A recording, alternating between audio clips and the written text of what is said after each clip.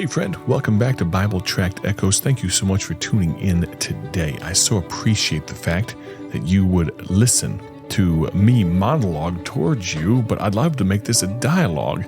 If you'd like to talk back to me, if you'd like to carry on the conversation, even outside of this regularly scheduled program, I'd love to hear from you. You can text me at 309-316-7240. That's 309-316-7240. I've got something exciting to share with you. It'll be the first time it's on radio in just a little bit. But before we get there, I want to tell you, at Bible Tracts Incorporated, at BTI, quality is not optional. See, quality isn't a preference for us. It's not a passing idea. It's a standard. One that has shaped this ministry since 1938. For years, BTI has been built through careful work, faithful stewardship, and a commitment to doing things the right way. Every piece, every process, and every decision has been carried through seasons of prayer and a weight of responsibility. That doesn't mean we're perfect. That doesn't mean we don't stumble. But we've been built over time, and we are refined with purpose. I'm looking down right now, if you can imagine, I'm looking down at some of the brand marks, the logos, the designs that have encapsulated this ministry since all the way back in the mid-1900s.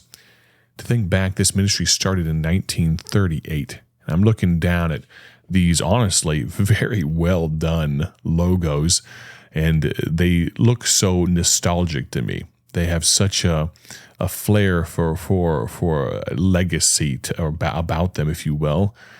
But as we pursue quality as an integral part of our ministry culture, we require attention to detail and a commitment to continual improvement.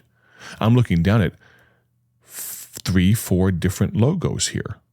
They have kept up with the times. They've been tweaked as necessary.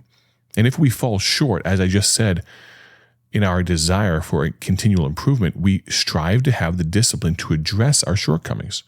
This is not a passive standard. It's very active in our daily project workflow. Quality isn't recommended at BTI. It's not recommended. It's required. And this philosophy has shaped our work in the past and continues to define how we move forward. And that's why I'm taking this opportunity over the radio, realizing that I do not have a visual component to share with you. I can only do this through speech. But I want to tell you about a new brand system. Here's why. 1 Samuel 16 verse 7 says, "For the Lord seeth not as man seeth. For man looketh on the outward appearance, but the Lord looketh on the heart." And with our commitment to quality, we took time to evaluate how we present and represent ourselves. See, a brand system is more than a logo. It is the overarching, complete expression of how we communicate, visually, verbally, and structurally. It reflects who we are at our core. And this brand system has been built with intention. We've spent months, quite literally months, preparing, praying, and refining every detail. This process was shaped by 3 things: our legacy, our vision, and you, our valued partners. This brand system introduces updated colors, typography, and logo marks. And in the coming months, these updates will be reflected across all communication and materials. As always, of course, if you have any questions, don't hesitate to reach out. But what you're going to see is the brackets that have made up the little Bible logo mark. They're just being tweaked just a little bit. We're making a little bit of a nod, a hat tip towards legacy, towards nostalgia, kind of bringing in some typography from some older days just a little bit, but also using them in such a way that they look not modern, but they look classic. They look timeless. And I want to encourage you, as you see our new logo marks on our prayer letters, newsletters, and things like that, I'd love to hear your opinion. I'd love to hear what you think.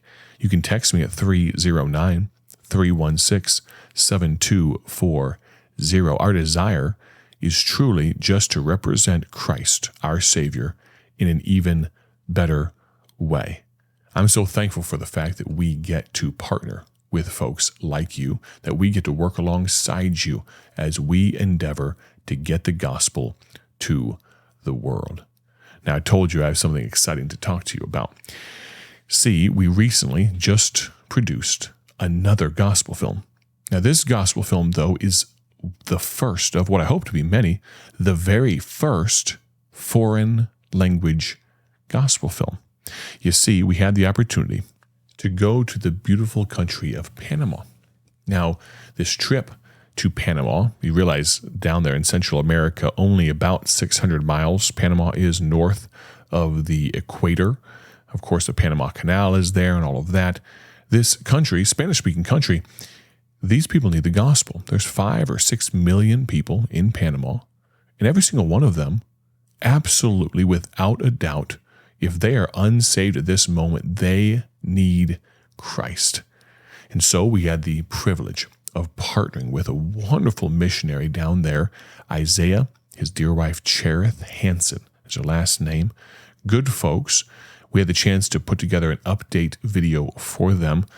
They had an upcoming furlough. They're actually on furlough right now, back in the States, and they are preparing to go back to Panama to plant a church.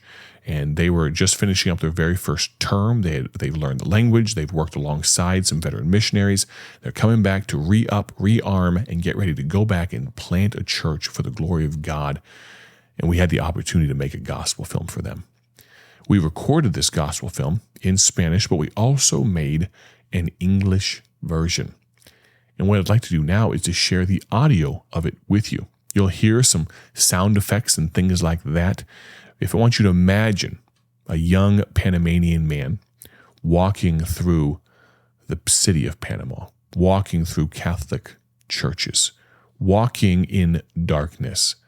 But there came a moment when actually he found a gospel tract lying in a gutter. He picked it up and he began to read it. And God did a work in his life. That's what this story is about. That's what this film tells the story of. So as you listen, the next sound you're going to hear is probably a bell. Imagine a bell there in Panama ringing a church bell tower.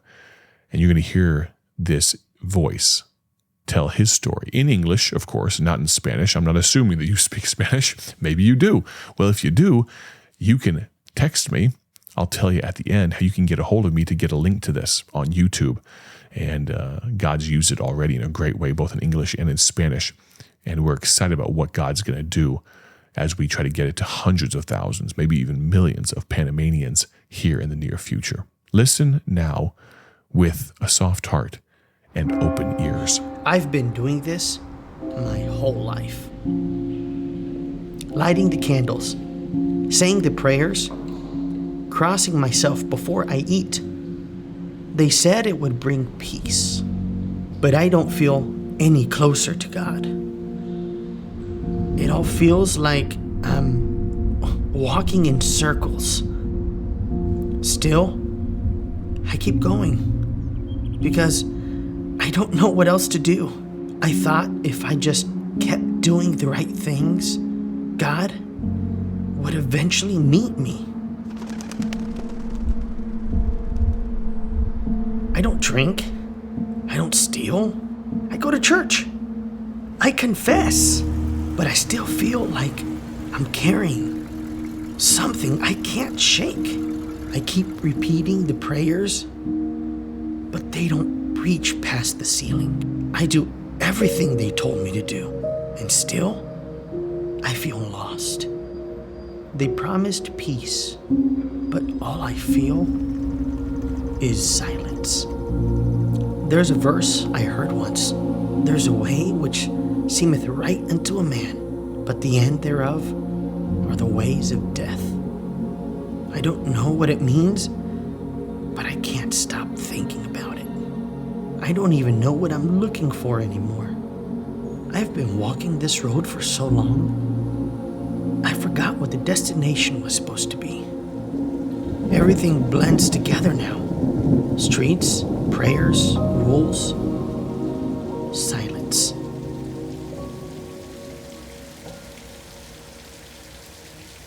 But today felt different.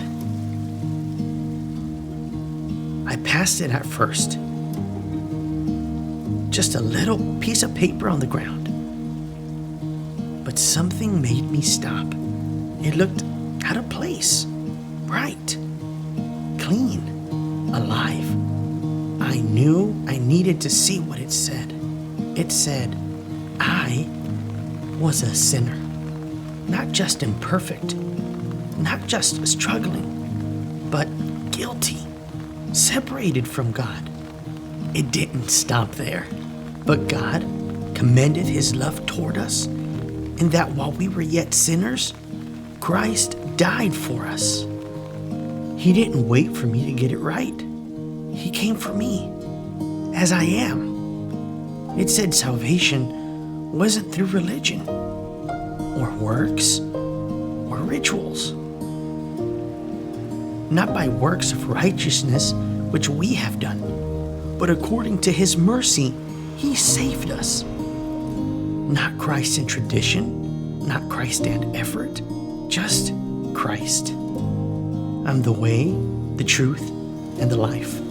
No man cometh unto the Father but by me. It was so simple.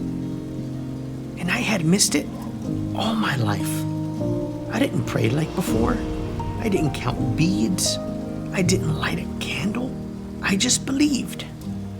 For by grace are ye saved through faith, and that not of yourselves, it is a gift of God.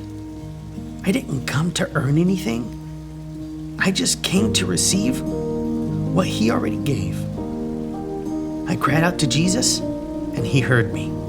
Whosoever shall call upon the name of the Lord shall be saved. In the middle of the rain, I was born again. Not of religion, not of tradition, but of the Spirit. And now I know him. Now I know this truth is not mine to keep. Someone else is still searching, just like I was. Friend, is there something that you heard that causes your heart strings to be tugged, causes you to realize you need a Savior, causes you to realize you don't know Christ? The announcer will come on in just a moment and tell you how you can contact us. Text me at 309-316-7240. That's 309-316-7240. If you'd like a link to this film or you have questions about your eternal destiny, have a great day for His glory. God bless. Thank you for tuning in to Bible Tract Echoes, the radio ministry of Bible Tracts Incorporated. Want to see our gospel tracts and other resources? Visit us online at BibleTractsInc.org. That's BibleTractsInc.org. Or follow us on social media to learn how you can partner with this ministry. Thanks again for listening. May the Lord richly bless you as you live for Him.